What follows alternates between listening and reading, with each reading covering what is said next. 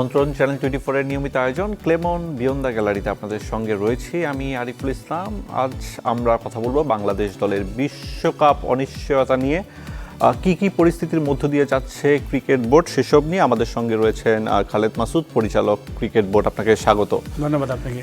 যেমনটা আমরা শিরোনামে বলছিলাম যে বাংলাদেশের বিশ্বকাপ ভাগ্যর নিষ্পত্তি হবে 21 তারিখের কথা বলা যায়। গতকাল রাতেই একটা নিউজ করেছে ক্রিকইনফো। এর মধ্যে হচ্ছে আইসিসির সঙ্গে বিসিবির মিটিং হয়েছে এবং একই সঙ্গে মন্ত্রণালয়ও ছিল, ক্রীড়া মন্ত্রণালয়। তো ওটার বিষয়ে সবশেষ আপডেট পরিচালক হিসাবে যদি আপনার কাছে জানতে চাই কি রয়েছে।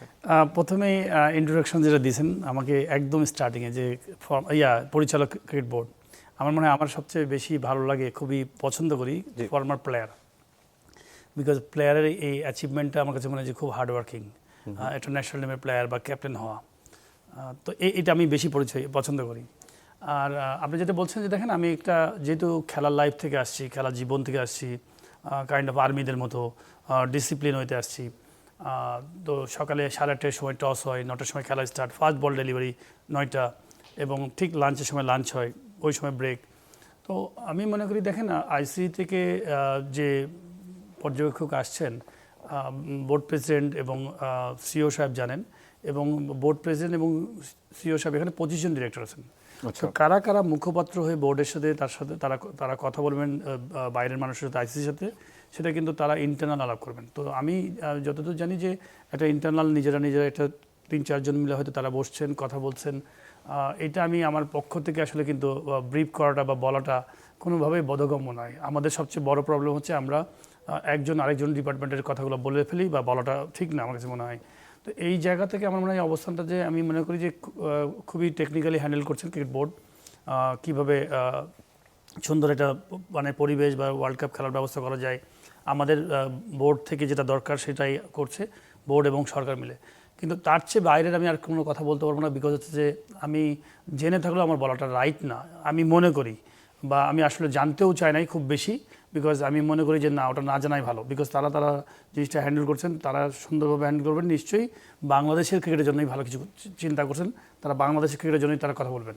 তাহলে কি ক্রিকেট বোর্ড থেকে একটু ফিল্টার করে নিয়েছেন, মানে সব পরিচালক এখানে থাকবেন না, বাট খুবই পার্টিকুলার কিছু দেখেন কিছু জিনিস আছে টেকনিক্যাল ব্যাপার আছে। ধরেন ওই বিষয়ে যারা বিশেষজ্ঞ, আমি মনে করি বোর্ড প্রেসিডেন্ট সব নিঃসন্দেহে ওই রকম টেকনিক্যাল লোকগুলোকে নিয়ে হয়তো ওখানে টেবিলে বসবেন বা বসছেন। তো আবার কিছু মানুষ আছে যে হয়তো অন্য ডিপার্টমেন্টের জন্য খুবই ভালো, আরেকজন আরেক ডিপার্টমেন্টের জন্য ভালো। তো এটা স্বাধীনতা দিতেই হবে। আমার কাছে মনে হয় যে কারা কারা ওখানে মুখপাত্র হয়ে বাংলাদেশ ক্রিকেট বোর্ডের জন্য হয়ে কথা বলবেন, সরকারের কারা কারা থাকবেন। তো আমার মনে হয় যে যেটা ডিপ্লোমেসি বলে সুন্দরভাবে, তো আমার মনে হয় যে আমি যেহেতু একটা ডিপার্টমেন্ট আছি, গ্রাউন্ডস ডিপার্টমেন্ট, তো সেই ডিপার্টমেন্টের আমি বেসিক্যালি কাজগুলো খুবই দেখার চেষ্টা করি।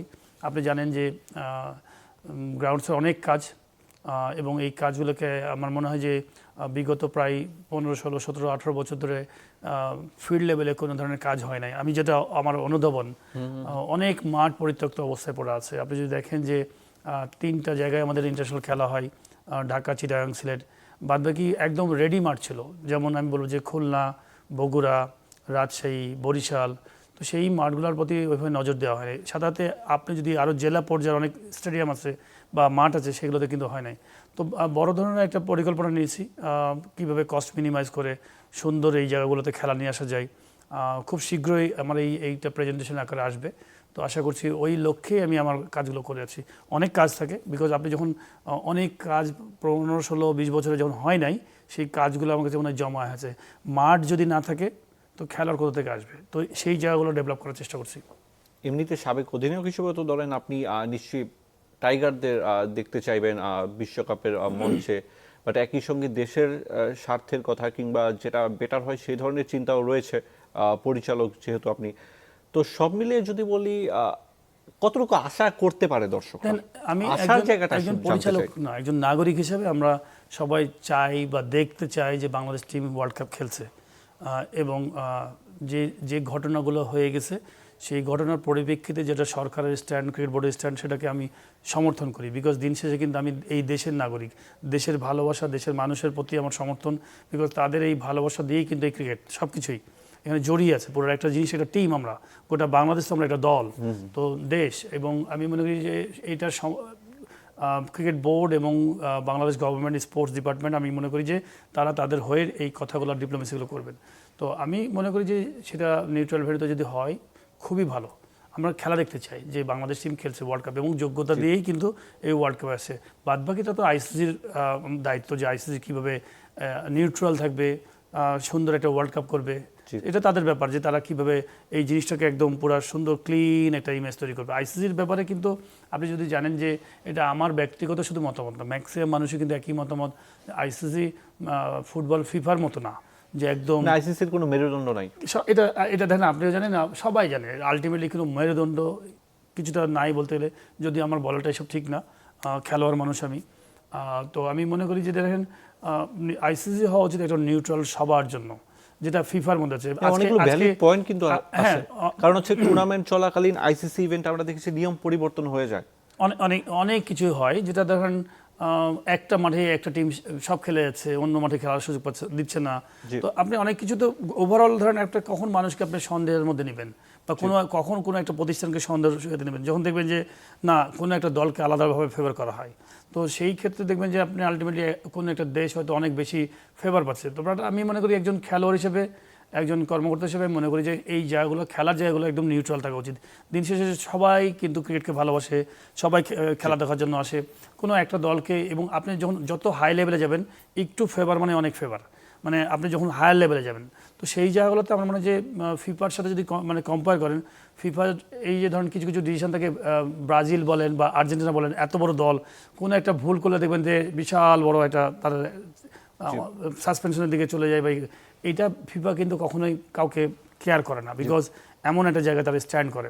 তো আইসিসি আমার কাছে মনে হয় একটু মানে অনুশোচনা থাকা উচিত। কোনো কারণে যদি শেষ পর্যন্ত বাংলাদেশ বিশ্বকাপটা না খেলে, সেক্ষেত্রে কোনো শাস্তি বা কোনো রকমের কোনো কিছু আসবে কি, আসতে পারে নিয়ম অনুযায়ী? আরিফ ভাই, আমি এটা ঠিক বলতে পারবো না কি আছে ভবিষ্যতে, আপনিও জানেন না যে আপনি আগামীকালকে কি দিন আছে, কি হবে। বাট আমি মনে করি যে শুধু একটুই বলবো যে সরকার এবং ক্রিকেট বোর্ড যে ডিসিশনটা নিয়েছেন আমি সমর্থন করি, বিকজ আমি ওনারা যে ডিসিশনটা নেবেন নিশ্চয়ই দেশের মানুষের জন্য, দেশের ক্রিকেটের জন্য এই ডিসিশনগুলো নেবেন।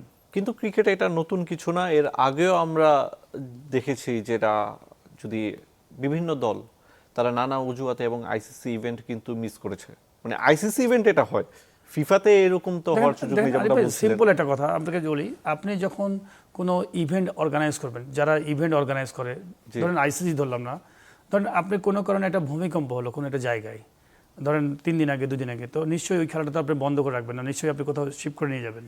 তো ব্যাকআপ প্ল্যান কিন্তু প্ল্যান বি, প্ল্যান সি সবাই থাকে।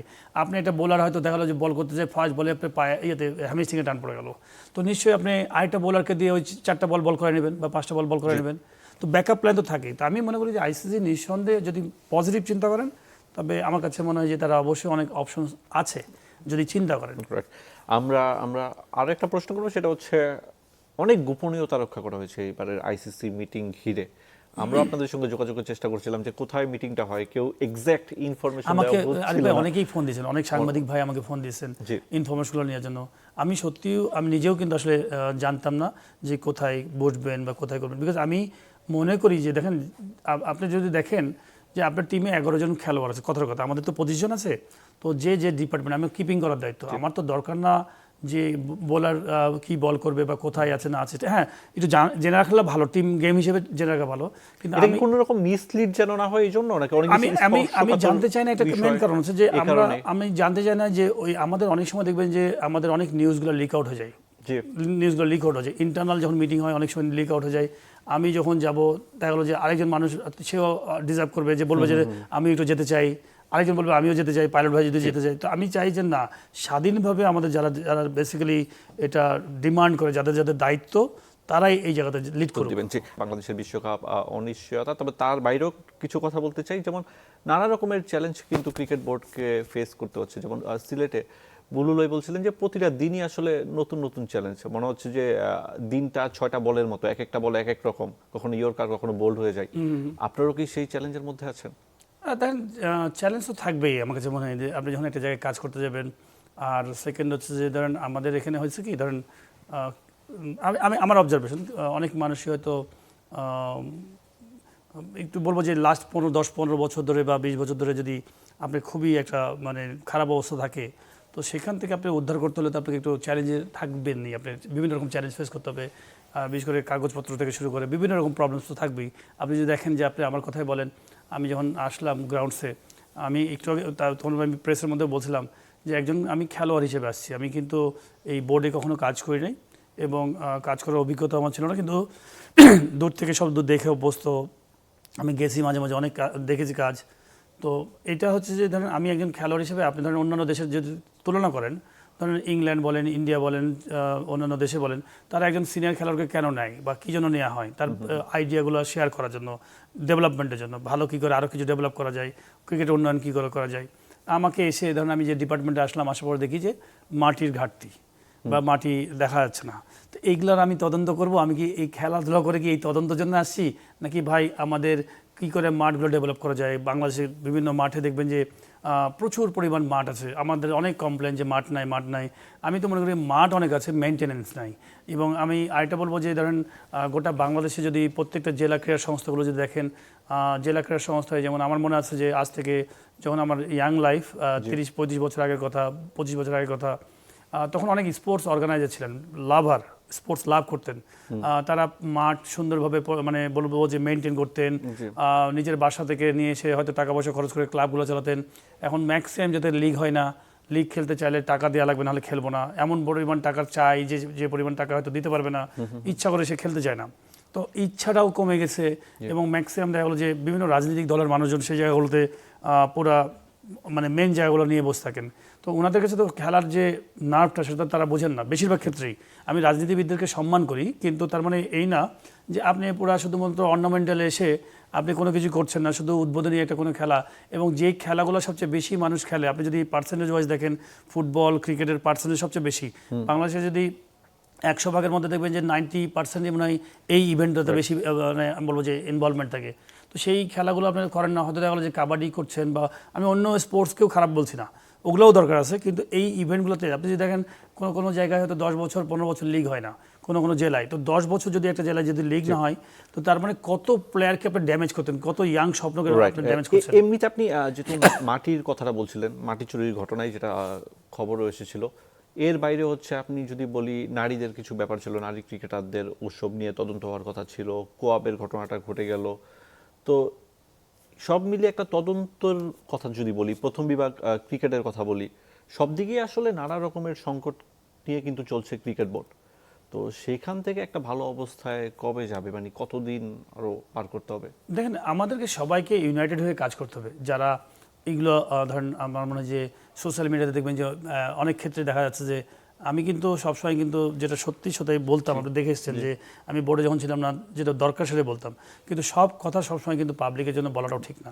আপনি বিভ্রান্তি তৈরি করবেন তেও না, যেটা প্রবলেম হচ্ছে সেটা বোর্ডকে ইনফর্ম করে দেওয়া ভালো, যে এইটা প্রবলেম হচ্ছে, আপনি সমাধানের উদ্যোগ নেন। তো অনেক কিছু কাজ আছে যেগুলো আমার কাছে মনে হয় যে বোর্ডকে ইনফর্ম করে খুব ভালো। তো বোর্ড হয়তো ওখানে যখন দায়িত্ব নিত না, তখন রিসেন্ট যে ঘটনাগুলো ঘটলো, পাইলট ভাই, আপনার কি মনে হয় যে সবারই শব্দ চয়নের ক্ষেত্রে একটু সতর্ক হওয়া? এটা আমি আপনার সাথে একমত, যে আমি মনে করি যে ধরেন আপনি দেখবেন যে আমি যখন এমনি নর্মাল খেলাও ছিলাম, পরিচালক ছিলাম না, তখন কিন্তু আমি অনেক টিভিতে আসতাম, কথা বলতাম, ইচ্ছা মতো সব বলতাম। কিন্তু যখন আমি একটা চেয়ারে আছি, তখন এই চেয়ারটা কিন্তু এই 18 কোটি মানুষের চেয়ার। এই চেয়ার থেকে কিন্তু আমার কোনটা বলা উচিত, কোনটা বলা উচিত না। যেমন আমাকে একটা ডিপার্টমেন্ট দেওয়া হয়েছে, আমি গ্রাউন্ডস ডিপার্টমেন্ট আছি, আমি কিন্তু কখনো ওই গেম ডেভেলপমেন্ট নিয়ে কথা বলাটা আমার জন্য ঠিক না। একজন খেলোয়াড় হিসেবে বলতে পারি, সেটা আলাদা কেস, আমার এক্সপিরিয়েন্স থেকে বলতে পারি, কিন্তু এমন কিছু কটাক্ষ বা এমনি এমন কিছু কথা বলবো না যে কথাটা হয়তো দেখা হলো যে অন্য ডিপার্টমেন্টের, যারা ন্যাশনাল টিমের সিলেকশন ভুল হলো বা ভালো হলো বা খারাপ হলো, সেটা আমার কিন্তু আমি মনে করি না। সবাই মানে ক্রিকেটার থেকে শুরু করে পরিচালক সবার জন্য। দেখেন, আপনি যখন সাধারণ একজন খেলোয়াড়, তখন আপনি কিন্তু আপনার ইচ্ছা মতো অনেক রকম আপনি সব জায়গায় যেতে পারবেন। কিন্তু যখন আপনি ন্যাশনাল টিমের খেলোয়াড়, তখন কিন্তু আপনার কোড অফ কন্ডাক্ট আছে, আপনি কোথায় যেতে পারবেন, কোন জায়গায় যাওয়া উচিত, কোন যেতে পারবেন না, কতটুকু আপনি মিডিয়ায় কথা বলতে পারবেন, মানে কোন সময় বলতে পারবেন না, এগুলো কিন্তু থাকা উচিত। এটা সব কর্পোরেট হাউসে থাকে। কোয়াবের বিষয়টা নিয়ে জানতে চাই, যে বলা হচ্ছে যে কেন্দ্রীয় চুক্তিতে থাকা ক্রিকেটাররা তারা কোয়াবে তাদের অংশগ্রহণের ব্যাপারে আরো কিছু নিয়ম নীতি আসছে, এটার আপডেট আসলে কি? এটা আমি এখন পর্যন্ত জানি না, বাট আমি মনে করি যে ধরেন ইন্টারনালি যতটুকু আমি জানি, যে ধরেন ইন্টারনালি বলতে বোঝাচ্ছে যে কোয়াবটা একটু সুন্দর হওয়া উচিত, এবং আমার মনে হয় যে এখানে মেজরিটি খেলোয়াড়দের ইনভলভমেন্ট থাকা উচিত। আপনার সিনিয়র প্লেয়ার যারা আছেন কোঅপ সাধারণত দেখবেন বিদেশে বাইরের দেশে দেখবেন যে ম্যাক্সিমাম মানে রিটায়ার্ড প্লেয়াররা ইনভলভমেন্ট থাকে এবং মেন জায়গাতে রিটায়ার্ড প্লেয়াররা থাকেন। আমি তাদের একান্ত ব্যক্তিগত মতামত, আমিও ছিলাম এই কমিটির মধ্যে, এসি কমিটির মধ্যে, বাট যখন পরিচালক হয়ে যায় তখন আমার কাছে মনে হয়েছে যে পরিচালক থেকে এই কোঅপে থাকাটা উচিত না, তখন আমি কিন্তু ওখান থেকে সরে আসি। এবং আমি মনে করি যে এই কোঅপ কথা বলবেন আমাদের কোঅপ এবং ক্রিকেট বোর্ড দুটা হবে একটার সাথে একটা সম্পৃক্ত, যে কোঅপ হবে এমন একটা সংগঠন যে সংগঠনটা ক্রিকেট বোর্ডকে সুন্দরভাবে হেল্প করবে পিছন থেকে, যে না এই জিনিসগুলো আমাদের দরকার, এই জিনিসগুলো করতে হবে, এগুলো করলে ভালো। আমার মনে হয় প্রত্যেকটা ইস্যুজই আসা উচিত, শুধুমাত্র একটা দুটো না। আমার কাছে মনে হয় বিভিন্ন রকম প্রবলেমসগুলো আছে আমাদের, যেমন অনেক লিগ হচ্ছে না, ধরেন বিভিন্ন লিগগুলো হচ্ছে না, প্রিমিয়ার লিগ বলেন বা অনেকগুলো খেলায় বিভিন্ন জায়গায় হচ্ছে না। তো এই খেলাগুলোর অনেক কথা আছে, বিভিন্ন খেলার দারিদ্রতা আছে, বিভিন্ন খেলোয়াড় ধরেন প্রবলেমস আছে, কোথাও লিগ হচ্ছে না, জেলার বাংলাদেশে কোথাও লিগ হচ্ছে না। এইগুলো তো বেসিক্যালি আমি বলবো যে ক্রিকেট বোর্ডের সাথে অঙ্গাঙ্গিভাবে জড়িত হয়ে কীভাবে এগুলো ডেভেলপ করা যায় ক্রিকেটের উন্নয়নের স্বার্থে। এছাড়া যদি বলি একটু আমরা বিপিএল এর কথা বলতে চাই, খুব ছোট্ট করে যদি বলেন, লিগ পর্বটা শেষ, পারভেজ ইমন, তারপর হচ্ছে তাওহিদ যারা ভালো ব্যাট করেছেন, শরীফুলের কথা বলতে পারি, টপে আসেন বল হাতে এখন পর্যন্ত। তো খুব সংক্ষেপে যদি বলি, কেমন দেখলেন জাতীয় দলের পারফরম্যান্স, ক্রিকেটারদের পারফরমেন্সের কথা যদি বলি? না, ওভারঅল খারাপ হচ্ছে না এবারে বিপিএলটা, কিন্তু আপনি যদি দেখেন হয়তো একটা দুটো টিম হয়তো অনেক বেশি হারছে, বাট আমি তখনই বলবো বিপিএলটা খুব ভালো লাগবে আমার। আমি নো ডাউট বিপিএল শেষ পর্যায়ের দিকে চলে আসছে, যখন আমি হোম অ্যান্ড অ্যাওয়ে দেখতে পারবো তখন আমি বলবো যে বিপিএল এর সার্থকতা। মানে প্রত্যেকটা 6টা টিমের যখন হোম অ্যান্ড অ্যাওয়ে খেলা হবে, সেকেন্ড হচ্ছে যে যখন প্রত্যেকটা টিমের মধ্যে পয়েন্টস দেখবো যে একদম ক্লোজ, যে একটা টিম যে 1 নম্বর টিম এবং 6 নম্বর টিমের মধ্যে পার্থক্য যদি অনেক বেশি হয়, তার মানে বুঝবে যে ওয়ান সাইডেড খেলা হচ্ছে। এবারও অবশ্য বলেছিল যে মাঠের সংখ্যা বাড়বে, কিন্তু দিন শেষে সেটা হয়নি। আপনাকে অসংখ্য ধন্যবাদ আমাদের সঙ্গে সময় দেওয়ার জন্য। এই ছিল ক্লেমন বিয়ন্ড দ্য গ্যালারিতে, বিদায় নিচ্ছে।